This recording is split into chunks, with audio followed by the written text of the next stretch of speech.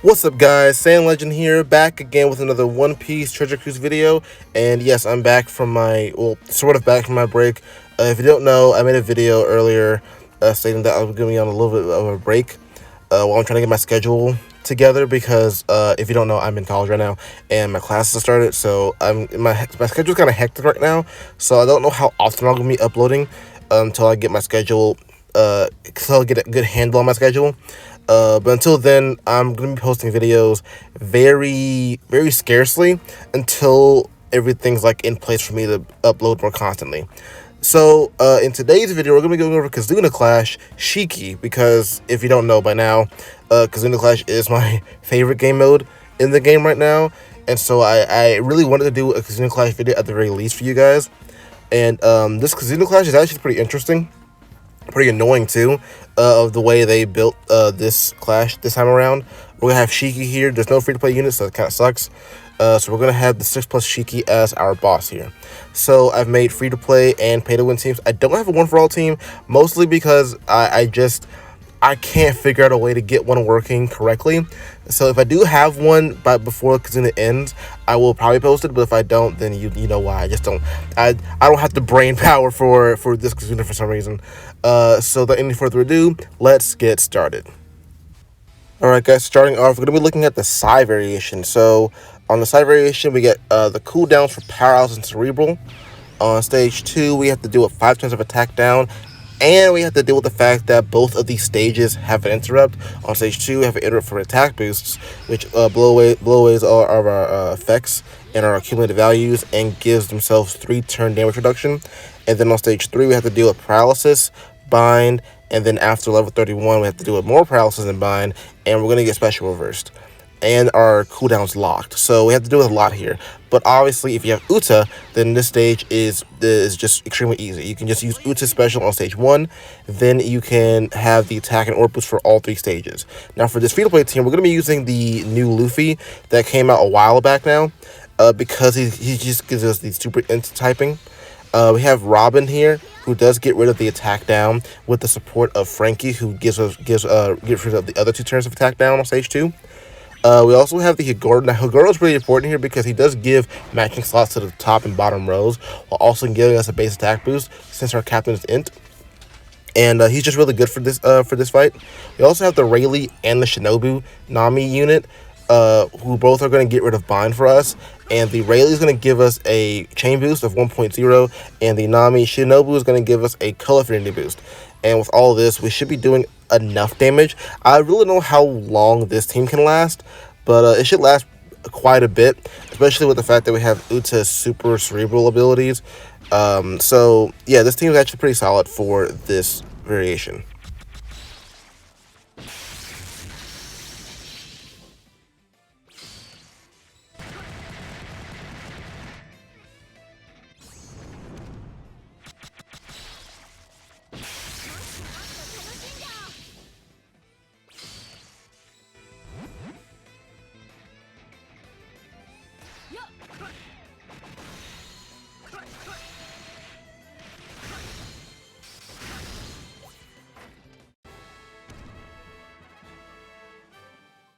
And now for the pay-to-win side, we're going to be looking at another Uta team. This time we're going to be using Marco, the V2 Marco, as our captain, mostly due to the fact that he has the super int typing ability to give us a full board of matching slots. And since all of our units are int, we get a full board of int slots and everything. We also have the Robin Jinbei, who's going to be really good for giving us some matching slots on stage 2. So we are able to do a lot of more damage to stage 2's boss. We have the Hawkins, who does get rid of the attack down on stage 2. That's really all he's there for. We have the KIZUNA Ray recruit Parasparrow, who is going to get rid of the bind for us, especially after level 31. He gets rid of 6 turns of bind for us, so it's pretty good that he does that. If you don't have the Parasparrow, you can use another bind reducer and probably put the Straw Hat unit on the Robin Jinbei so that you can get rid of the other 2 turns of bind. We also have the Shanks. Now, Shanks is pretty odd choice here because I wanted to use the Marco's chain boost, but I didn't. I totally forgot that Shanks also gives you a chain boost. So if you have another way to get a color affinity boost, then I would go with that instead and then use Marco's chain boost. But this is also fine too. Shanks is going to give you a 2 times color affinity boost for Cerebral and Slasher, and he's going to give us a 1.0 chain boost. And since all of our units are tradable, we get all of them. All of them will get the stat boosts from the Uta Superclass special. So I don't remember how much damage this team does, but it's a lot of damage, especially with Uta's final tap ability, giving herself a chain boosting for her own attack. So it does a lot of damage for this team.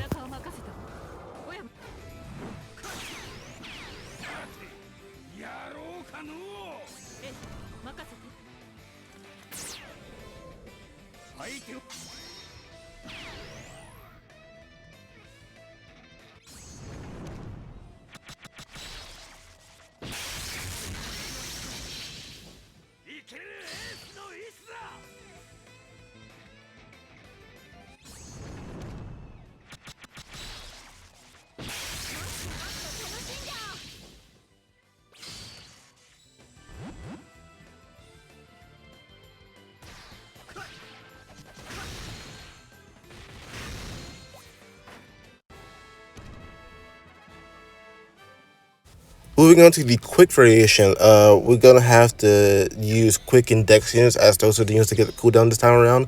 On stage 2, we have to deal with 5 turns of damage reduction. On stage 3, we have to deal with the enemy being fully immune to everything except increased damage taken. So you can use units like the new Zoro Sanji, the KIZUNA Zoro Sanji, Law, Yamato if you wanted to inflict increased damage taken to the enemy there. He's also going to give himself 5 turns of resilience, which really sucks because it does go up by 1 turn after the level 31. And then he's going to give us chain down and attack down below 2.0 chain. Both of those debuffs also going up by 1 turn. And then he's going to make type slots unfavorable after level 31. So we have to make sure we're not using type slots on that stage. So for this team, for the free-to-play team, we're using the Straw Hat crew as our captain. It's going to be on both variations too, on both teams anyway, because they give us a full board of rainbow slots, and that just, gets around the type slots being a favorable thing. Now, Kaido Big Mom's here because they give a really big Orb Boost, and they're just a really good captain for Dex, Quick, and Strength teams. We have the Koala, who's going to give us the 2 times attack boost after 1 turn when we use our special on stage 2. We have the Jinbei, who's going to get rid of the damage reduction for us on stage 2, while giving us defense down conditional boosts. The Luffy's here is to get around, the Arena Luffy is here to get around the chain down debuffs.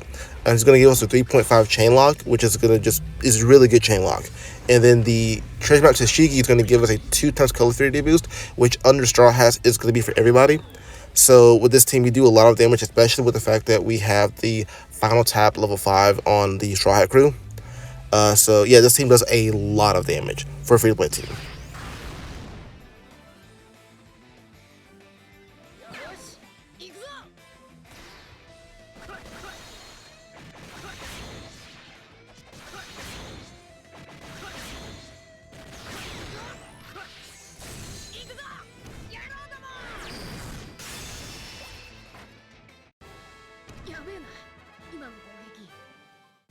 Now on the pay-to-win side, we're going to be using Straw Hat Crew, like I said again, and we're going to be using the last tap Law as our captain. The reason being is because, like I said, he does give the increased damage taken debuff to the enemy, so you are able to get more damage output with this team, and he does give a really substantial attack boost for Dex characters. Koala is there to mostly give us the color affinity boost. Now, I'm pretty sure that the color affinity boost is like guarded by like a health threshold, so I think we do get the smaller one, which is fine still. We still do a lot of damage to this team. We have the Lucci here to give us a big Orb Boost and a base attack boost for everybody. On the Straw Hats, it does for everybody. We have the Jinbei again to get rid of the damage reduction. I suggest just using the Jinbei because he's just available, so he's really good for that stage too. And then we're also going to be using Luffy again, the Arena Luffy, to give us the chain lock again. He's just really good for this fight right here. And like I said, with the super type and the final tap, we do a lot of damage with this team here.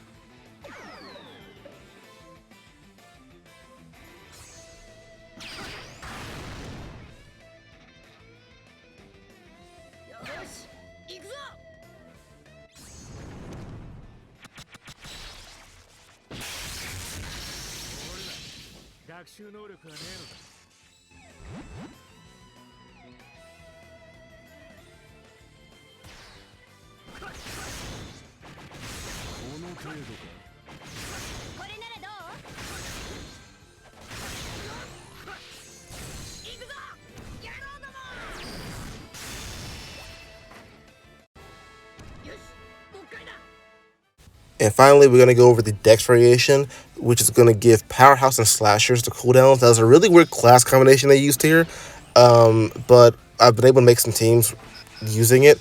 Now, this team's actually pretty... It's pretty weird. So we're going to be using a Superclass Dofi and a Blitz Event Kaido team. Now, the way this team works is that on stage 2, we have to deal with Special Bind. Now, if you have the Dofi, you don't have to worry about that because his captain ability just gets rid of Special Bind for you. On stage 3, we got to deal with Immunity, Unfavorable Slots, Attack Down, and Despair, and then both of those demons going up by 1 turn, and then we got to deal with Hunger at the level 31, which is so stupid. I hate Hunger so much. But for this team, the way it works is that for some reason they decided to design this Kaido to where it only works for characters whose first class is driven, which luckily for us, most of these characters are. The Kizaru and Akainu aren't when you're not the dual unit, but when they are the dual unit, they're a driven slasher unit. And the Kid is only there to get rid of the Hunger for us. Now, on stage 2, like I said, we're going to be using the Dofi captain ability to get rid of the Special Bind for us. And we're also going to use the Kizaru Akainu effect to give us an Orb Boost after switching to the Strength unit so we can have Kill Affinity on the last stage. And then we're going to use both of the Super Class and the Super Typing of Kaino and Dofi to give us more damage output on stage 2. Now, on stage 3, I do kind of mess up here because I totally forgot on the Kaido's special. He does remove beneficial effects, so ideally you want to use his special first so you can get the attack boost and not have to worry about blowing away any of your effects. And then we use the Orochi to give us the Orb Boost, and both of those specials actually do get rid of the Despair for us by 6 turns because they both get rid of Despair by 3 each. And then we're going to use the 6+ Jack, not 6+, sorry, the 5+ Jack from the KIZUNA Clash to give us a Color Affinity boost for strength characters, or strength and driven characters, and powerhouse characters, I think it is, which all of these characters are. Then we're going to use Dofi's special to give us the chain and base attack boost, which we would have gotten if I didn't activate Orochi first and then Kaido, because then I would have had the attack and the orb boost and then the base and the chain boost. But we still did enough damage here. Just make sure that you're using the Kaido first.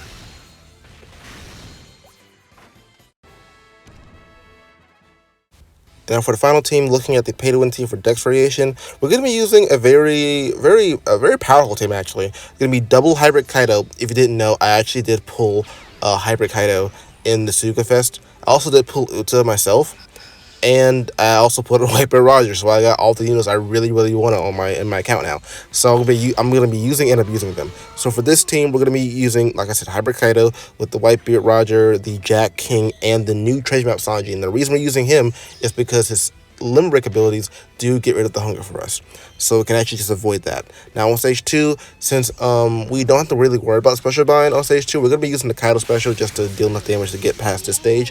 And then on the next stage, we're going to be using King, who is going to get rid of the Special Bind for us and most of the attack down, and I think gets rid of the Despair, but it doesn't really matter too much since we have Whitebeard Roger to get rid of the Despair for us.